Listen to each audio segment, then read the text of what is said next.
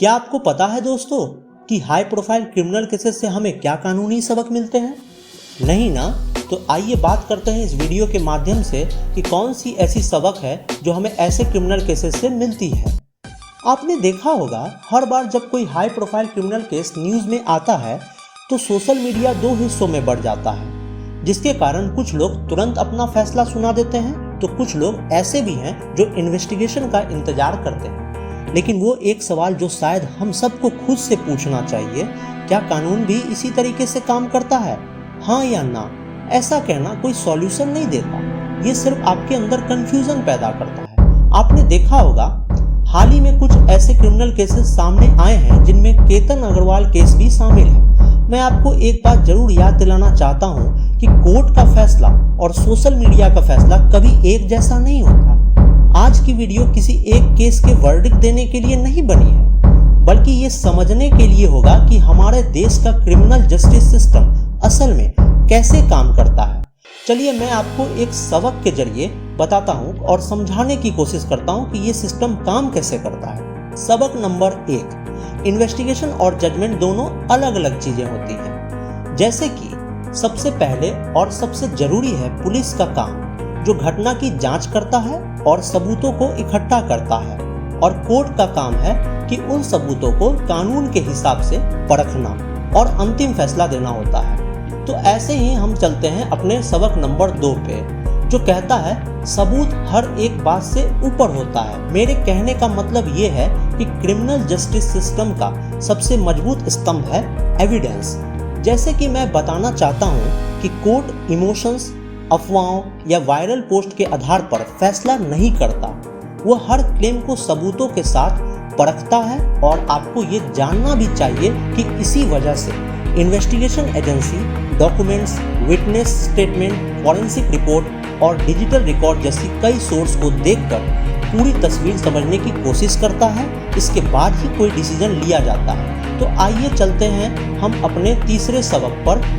हमारा तीसरा सबक है डिजिटल दुनिया में फुटप्रिंट्स रहते हैं। मेरे कहने का मतलब ये है कि आज के दौर में मोबाइल फोन सिर्फ कम्युनिकेशन का जरिया नहीं है, बल्कि कई इन्वेस्टिगेशन में एक इम्पॉर्टेंट सोर्स ऑफ एविडेंस भी बन सकता है। जैसे कि call records, location, CCTV footage और इलेक्ट्रॉनिक डिवाइसेस इन्वेस्टिगेशन में मदद करता है। लेकिन एक बात आप याद रखिए, किसी भी डिजिटल रिकॉर्ड का कानूनी महत्व तभी होता है जब उसकी ऑथेंटिसिटी कोर्ट के सामने स्थापित किया जा सके। और ऐसे ही जानेंगे आगे अपने चौथे सबक को, जो कहता है फॉरेंसिक साइंस का रोल। मतलब आपको हैरानी होगी कि कई बार लोग सोचते हैं कि सिर्फ किसी का बयान ही सब कुछ तैयार कर देता है, लेकिन वहीं पे मॉडर्न क्रिमिनल इन्वेस्टिगेशन में फॉरेंसिक साइंस बहुत महत्वपूर्ण भूमिका निभाता है। आपको पता है कि साइंटिफिक एग्जामिनेशन कई बार उन सवालों का जवाब ढूंढने में मदद कर देता है जिनका जवाब सिर्फ आंखों देखी बातों से नहीं मिलता। आगे जो सबक है वो तो और भी इंटरेस्टिंग है। तो आइए जानते हैं अपने सबक नंबर 5 को, जो है मीडिया ट्रायल से बचना। सोशल मीडिया और टेलीविजन पर चल रही चर्चा लोगों की राय बन सकती है, लेकिन कोर्ट का फैसला नहीं।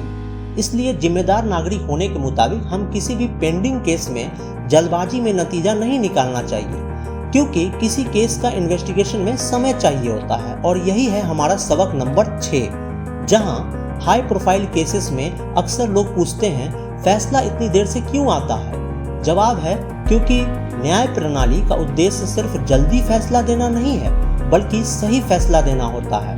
हर सबूत की जांच, हर पक्ष की बात और कानूनी प्रक्रिया को पूरा मौका दिया जाता है। अच्छा, अब बात आती है कि एक आम नागरिक ऐसे केस से क्या सीखता है। जवाब ये है कि ऐसे केसों से हमें 3 बातें याद रखनी चाहिए। पहला, वेरीफाइड इंफॉर्मेशन पर ही भरोसा करें। दूसरा, कोर्ट के फैसले से पहले किसी व्यक्ति को दोषी या निर्दोष ना माने।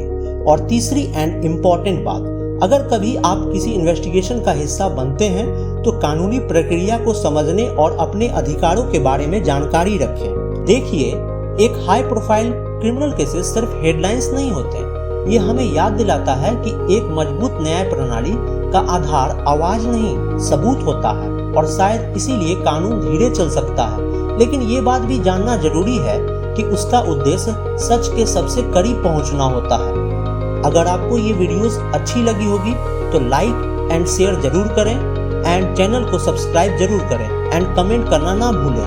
धन्यवाद।